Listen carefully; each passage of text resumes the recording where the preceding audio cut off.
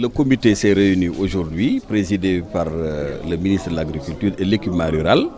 C'était une réunion de prise de contact, mais d'information. Information sur l'organisation de la campagne agricole.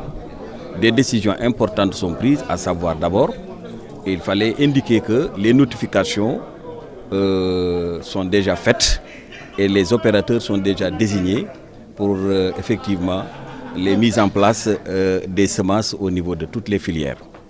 Les circulaires également sont prises, envoyées au niveau des acteurs, mais au niveau de l'administration territoriale, permettant de prendre des décisions pour les commissions de réception au niveau effectivement des points de session.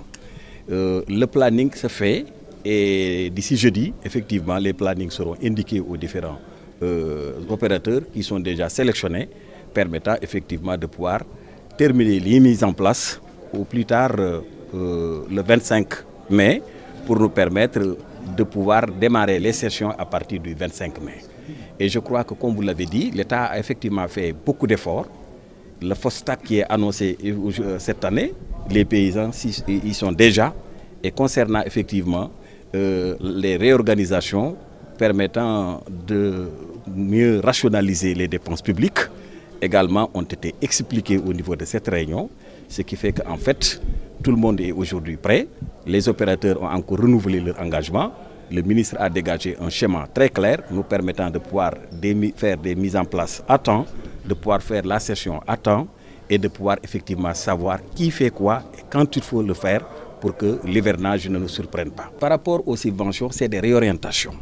Les subventions ne sont pas touchées, les subventions ne sont pas abandonnées par l'État.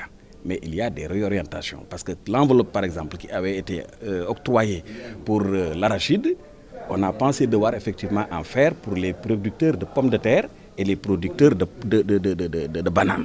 Ce qui fait que donc, en fait, pour l'enveloppe destinée à l'agriculture, il n'y a pas eu effectivement de problème. Cependant, effectivement, il faut qu'on prenne en compte les aspirations de toutes les filières, raison pour laquelle il n'y a pas eu de problème.